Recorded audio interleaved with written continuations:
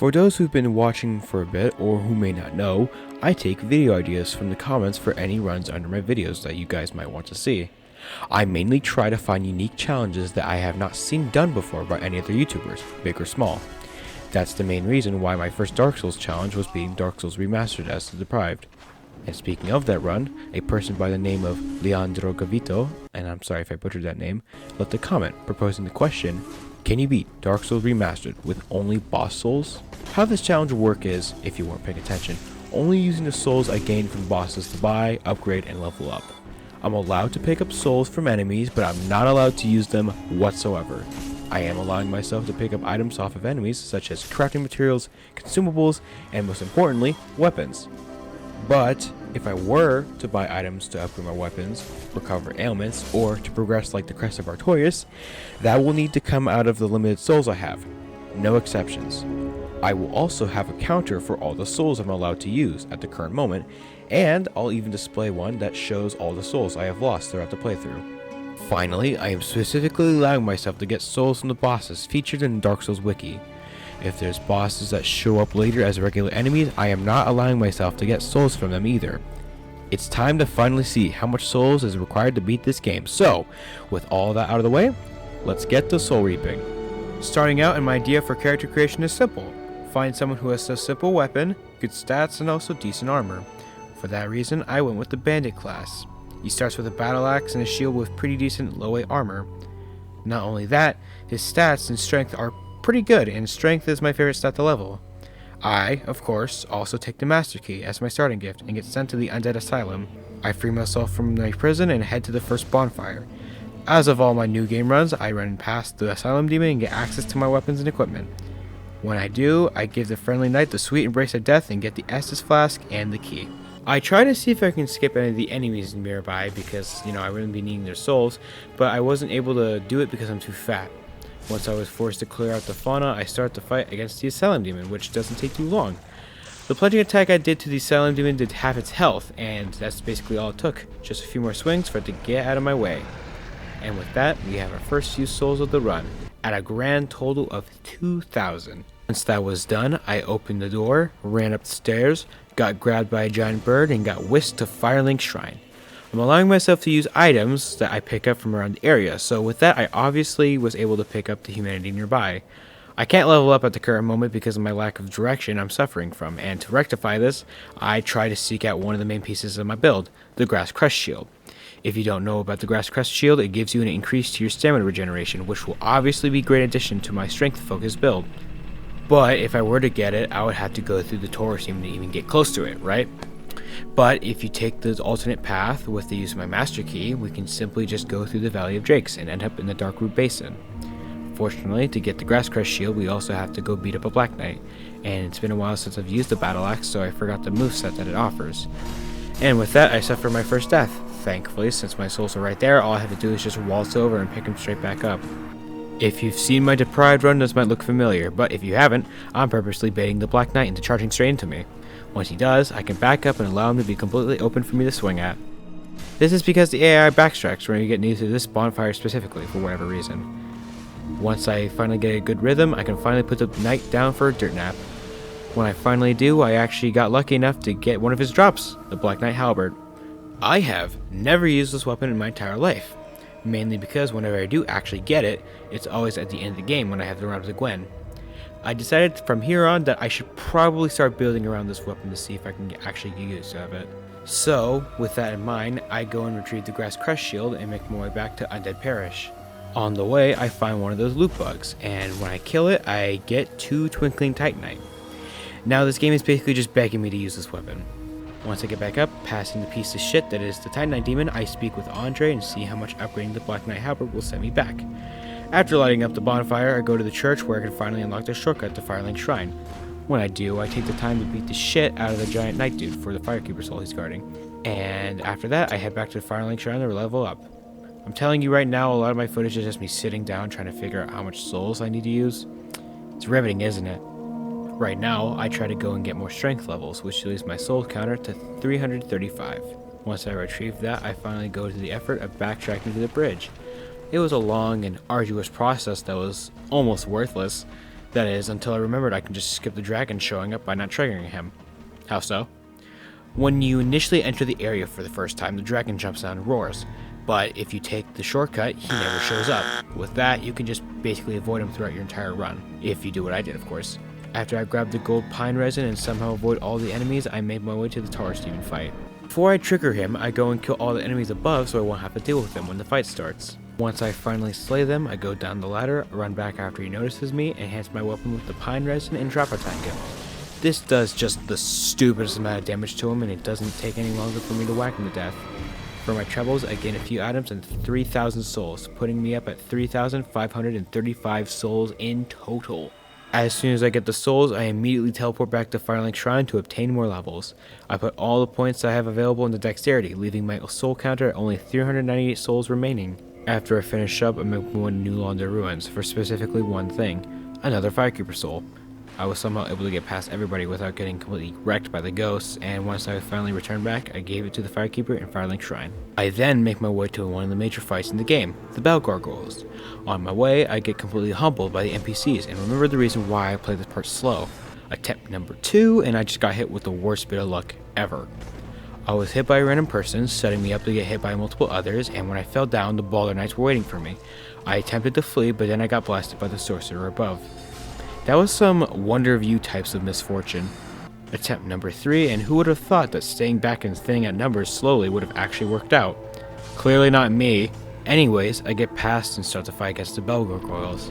My lack of speed is rearing its ugly head right now as I try to get behind the first Bellboy, but keep on getting hit over and over again needlessly. The problem comes to a head when the second Bellboy lands, and I play this part extremely poorly, making very stupid mistakes like rolling in fire while I was trying to dodge another Bellboy. This attempt ends with me running out of healing and dying, being pushed off the building. The second go-around goes a lot smoother than the first one. I reminded myself that gold pine resin is absolutely valuable, and once I get my head in the game, I was finally able to take out the first Bellboy without falling off the edge unceremoniously. And after dodging the fairly easy flame attacks, the Bell Gargoyles crumble, netting me a total of 10,398 souls in total. After ringing the bell and learning the ancient arts of the Giant Dad, my next course of action was leveling up my dexterity and my strength. This sends my total down from 10,398 to 1,457 souls. After leveling, I went to inspect the halberd for a bit, looking at the funny animations when you don't have enough strength, before heading straight to the second worst fight in the game. The Capra Demon. The reason why I'm doing this brain damage of a boss is simple. I need souls extremely badly. My end goal is trying to use the Black Knight Halberd setup to be able to, get through the game. But I can't do that until I do this god-awful fight. And on my way to doing so, I get completely blindsided and destroyed by the Capra Demon dogs. No biggie. All I have to do is just get back to the fight and retrieve my souls. Of course, the major setback just had to come from him. It just had to be him. Well, at least with this death, I can go into the fight no worries. After suffering plenty of deaths, I decided to improvise and see if there's any way I can actually get to the fight without wanting to throw myself off a building. That's when I figured out that I could just run past the boss area, go up a flight of stairs, head down the tunnel, and lead myself back to Firelink Shrine. With this, I can actually have a safe run back. I honestly do not care about length at this point, I just want to be safe. With this newfound route, I finally started the fight without any worries at all. This discovery genuinely makes me feel very much smarter to figure out, rather than, just dying over and over and over again to the same guy over and over and over again. But also at the same time, this is just like the most obvious solution to the problem, so I don't know if I should celebrate or cry. After that little rant, I strut into the fight without any worries. If it was just the Capra Demon on his own, this would be such a forgettable fight with a terrible run back. I say this because as soon as I get rid of the problems, all I have to do is just lead him around the stage until I finally get the drop on him. With him taken care of, I get 6,000 souls. So in other words, a terrible amount of souls. This fight just never stops making me feel depressed, dude. Like, come on. Well, with the menace taken care of, I head back to Firelink so I can level up my strength, leaving me at 1,533 souls. My next course of action is heading for the Moonlight Butterfly. I run into Darkroot Garden, trimming a lot of bushes like a gardener who's strapped for time, and eventually make it to the boss area. I have certainly improved my methods on dodging the moonlight butterfly. It is especially better since I actually have a good shield rather than the wooden planks you would find in Dead by Daylight. Whenever the moonlight butterfly does its shotgun attack, just stay back and try to evade the beams of light. Whenever the moonlight butterfly does its triple attack, just try to lock off and dodge. Whenever the moonlight butterfly does its singular attack, it's the same, just lock off and dodge. And when the moonlight butterfly drops, I load every single bit of damage you can into them, and after continuing this monotonous cycle for a while, I finally end the giant floating lettuce, netting me a total of 11,533 souls. As soon as I get back to Firelink Shrine, I immediately dump all my points into strength, ending up at the total of only 757 souls remaining. So yeah, I'm effectively broke at this point. After that's done, I take the long trek back down to the depths, this time to take down the gaping dragon. But before I face them, I make my way through this path so I can take out the biggest problem with this fight, the optional sorcerer. I did try to disguise myself as one of them to get by, but clearly it did not work because he was still firing at me. No matter. With a few swings, I was able to take him down. After taking the skip, I run to the arena and begin my encounter with the gaping dragon. I feel like the only problem with this fight is the giant wriggly limbs he has, who can just clip me when I don't expect it. He also hits like a freight train, so evasive maneuvering will be a constant. Well, the first encounter didn't go well, as I was grabbed by him. Second attempt, and I stick to a strategy of waiting for him to do one of his attacks where he drops his jaw to try and chomp you and all that.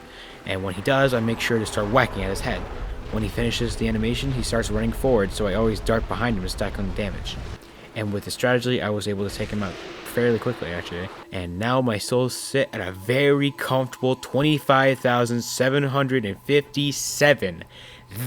That's a lot. That's a lot. Once I finally returned to Firelink Shrine, I put my points into dexterity, taking my count down to 18,109. And with that, I can finally start using the halberd. But at level 0, it's not going to be doing too much, so with that, I head back to Undead Parish and speak with Andre.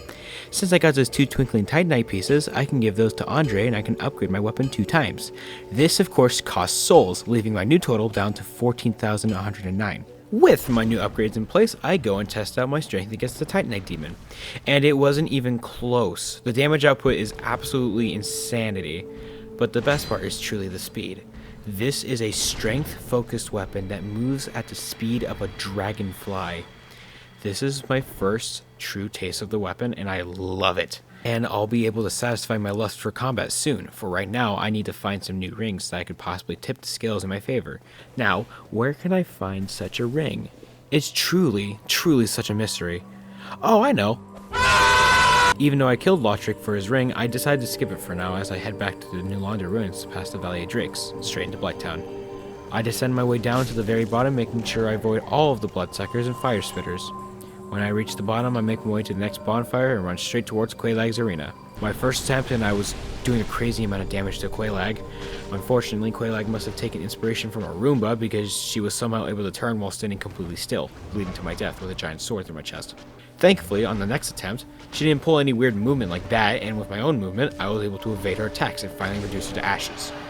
This netted me a grand total of 34,109 souls.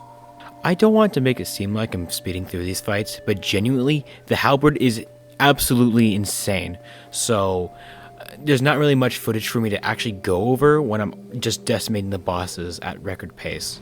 After ringing the second bell, I finally gain access to Sen's fortress, but before I take on the absolute circus fist that is the fortress, I make my way through the secret wall to meet Quaelag's sister. I use this time to level up and put points into endurance and vitality, putting my new total at 3,646 souls. After that's done, I run ahead into the demon ruins to go bully a giant rotting boil. After grabbing clothes and leading him on, he tumbles over. This gives me the chance to whack his hand over and over and over again to finally send him over, netting me 23,646 souls, which is just absolutely delightful. Once that's over with, I travel back to Firelink Shrine and obtain the Ring of Favor and Protection. I wonder why Yellow Boy didn't have it this time. Nope, I have no idea. After that's over with, I head to Undead Parish and level up at the bonfire nearby. I use a majority of my souls to level up my endurance, putting my total at 3,713 souls. With all of that taken care of, I head straight to Sen's fortress, and apparently I've grown a lot less patient like I was last time because immediately I get decked for being impatient. And since my souls ended up in a place where I couldn't grab them, my lost soul counter goes up to 5,170 souls. Damn it! Even with that loss, I was still able to make my way through Sen's fortress just fine. On the way, picking up the protection ring.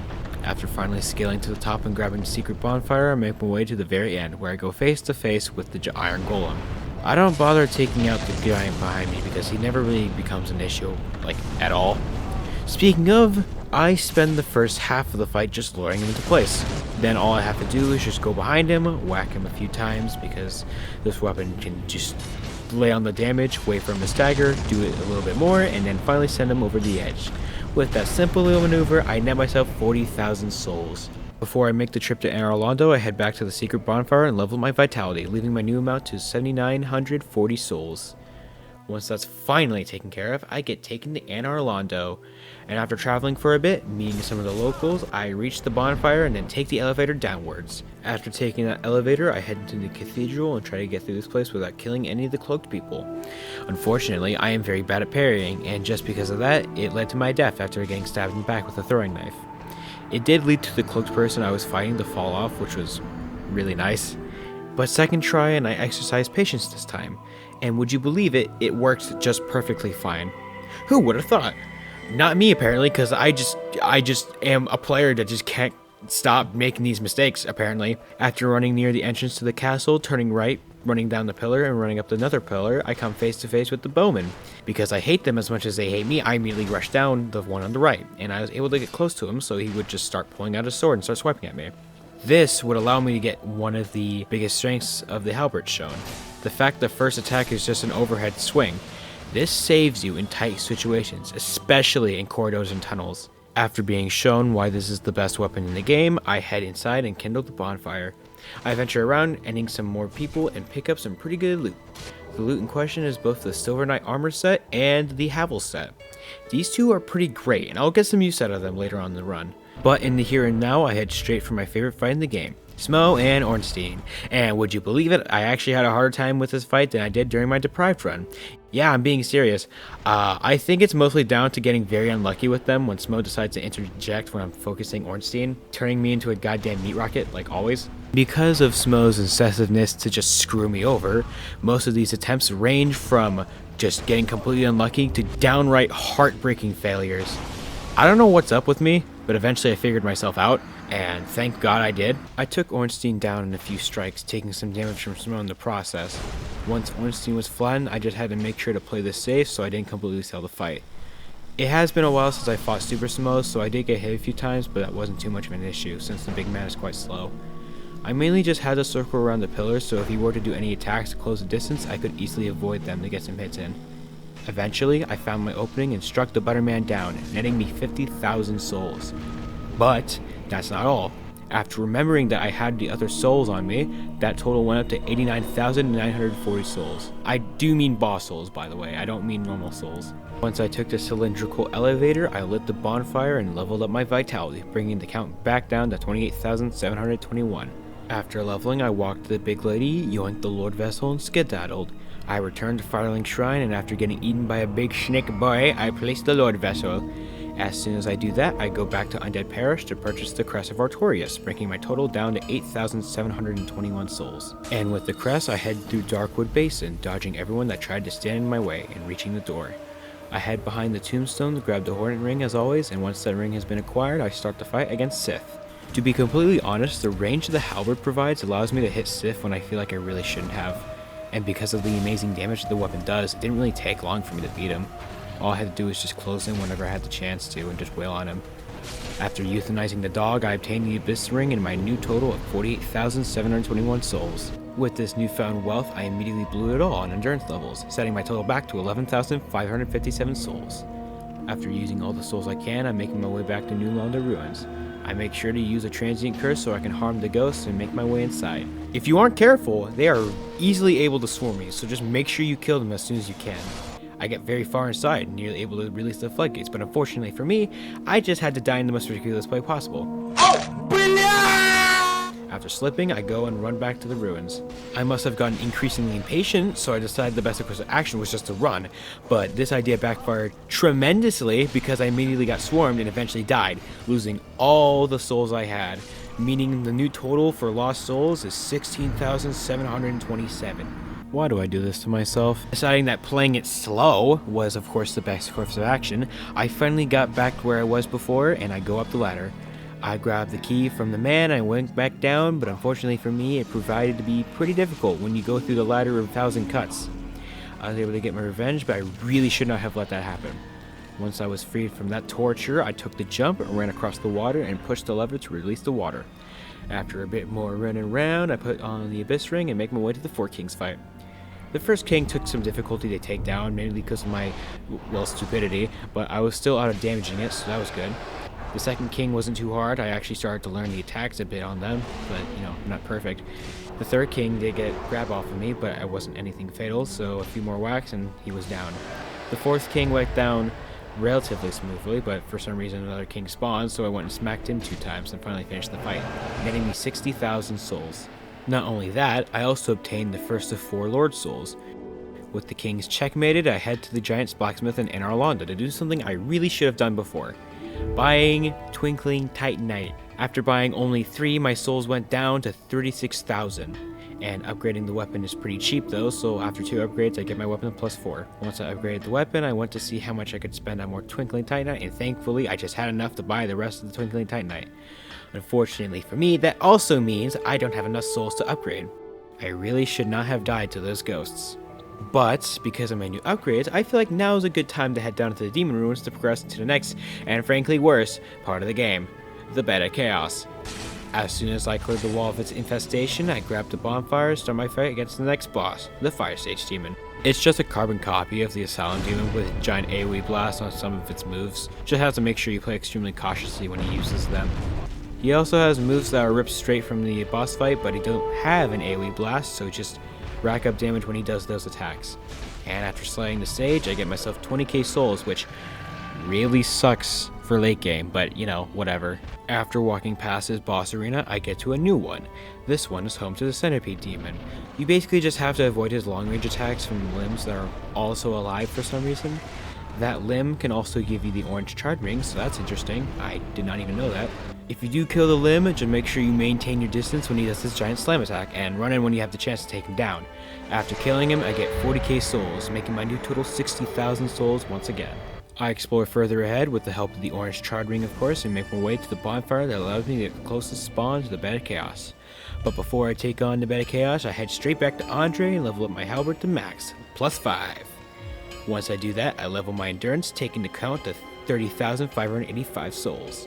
I finally make my way back to Demon Ruins and Lost Islip to come face to face with the worst boss ever, the Bed of Chaos.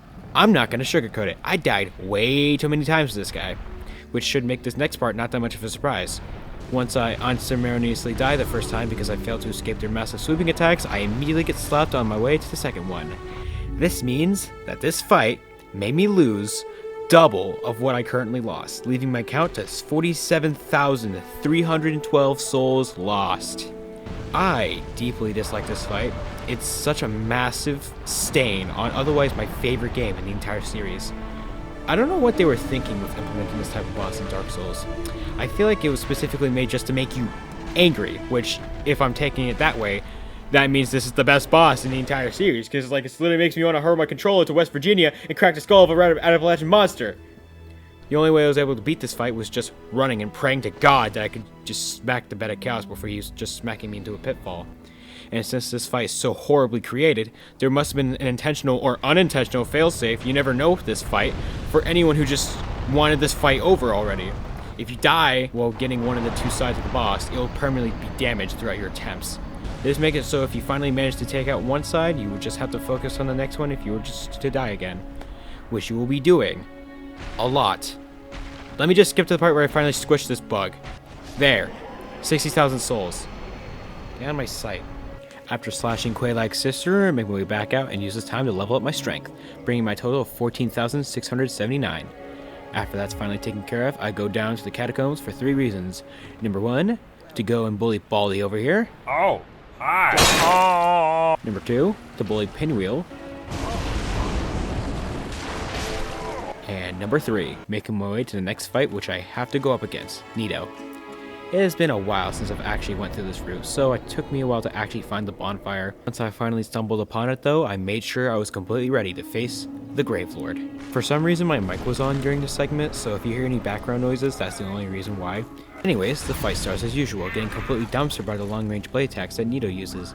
I eventually was able to get my bearings and I was able to kill his skeleton minions. I then got right in front of Nito so he would whiff his attacks. Not only that, killing the skeleton minions over and over again for me. After repeating this for a bit, I was able to beat this first try, which if the recording didn't make obvious, I was not expecting whatsoever. I genuinely was not expecting that. Alright, let's do this! Wow, what a great fucking start for this recording session. Holy shit. Wow. Wow. That's good. Wow. After obtaining my due rewards, I go straight back to Andre to level up my chest piece, and then put my levels into strength, plummeting my soul count to 1,730. The reason why I spend so much souls is because of a certain thing that's coming up that I cannot avoid, and I'll bring it up in just a moment. Anyways, after all that upgrading, I set my sights to the Duke's Archives. I forgot how much people hurt, even with the use of armor this time instead of my frail naked body. But even then, going through the area was not too much of a problem. After ascending the elevator and clowning on someone because I have the range advantage, this is what I was talking about, the unskippable death against Seath. I will lose souls at this part, so that's why I used so much back there. And because of that, I lost 1,730 souls, bringing the total up to 49,042 souls lost. Once I get put into the cell, I use my master pickpocketing skills, unlock the door, and descend the steps until I pull the lever. Once I pull the lever, I trek all the way back up, going to the ladder and quickly get through the rotating stairs segment. Once I finally find my way, I just ascend the ladder, check for any extra goodies, and then finally rest at the bonfire. I rekindle the bonfire so I get some more Estus flasks for the fight to come, and then make my way down to the cavern. I do die on my way because I underestimated the knockback of one of my enemies, but that didn't stop me from remembering where I needed to go to access Seath's arena. Weirdly enough, when the fight started, one of the clan enemies was just there. Maybe it was just because I ran past all of them on my way, but there was just one in the area somehow. It didn't make this fight any harder for me, just thought it'd be funny to mention. To take out this guy, all you really have to do is just stay right in his face the entire time, making sure to move whenever he uses any of his crystal breath attacks. Once you evade those, make sure you get back into position and keep on wailing. A good place to stand is just right where his weird tentacle, tail, leg thing starts. And once I finish manscaping, I get my stimulus check of 60,000 souls. When I arrived back to Firelink Shrine, something caught my eye that I never actually experienced in any of my playthroughs before. The Crestfallen Knight was just there. I don't know why he's still here. I never knew he was just able to be here the entire time. Maybe it's because I haven't interacted with him to make him move to New Londo. Well, after inadvertently changing the course of his life, I finally have access to Gwyn, the Lord of Cinder. After placing all the souls in the Lord Vessel and running past the Black Knights, I come face to face with the man himself. And then he promptly put me in my place. No matter. All you have to do is just run back to him and... guess who completely forgot to spend those souls he got from Seath the Scaleless? That's right. It was me! And after getting mugged, mainly due to poor timing on my parries, I finally get an attempt where I do everything correctly. As soon as he starts the fight, he immediately tries jumping at me. When he does, I immediately parry and get behind him. This would let me get some space on him and also let me understand when he's about to attack me. I would then just need to repeat the process until I finally snuff the light from his eyes.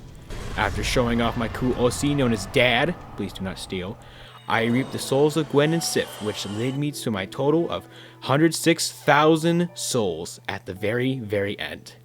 With that, Dad touches the bonfire, kindles its flame, finishing the game, proving, yes, you can indeed beat Dark Souls Remastered with only boss souls. This was a nice short run. I definitely feel like the only reason why I got so far was because of the miraculous halberd, drop early on. I'm thankful for all of you for staying to the end of the video, and as always, please like and subscribe. If you guys want to see more videos like this, and just comment down below and suggest any challenges you might want to see from me. I'm Squat2B, thank you for watching.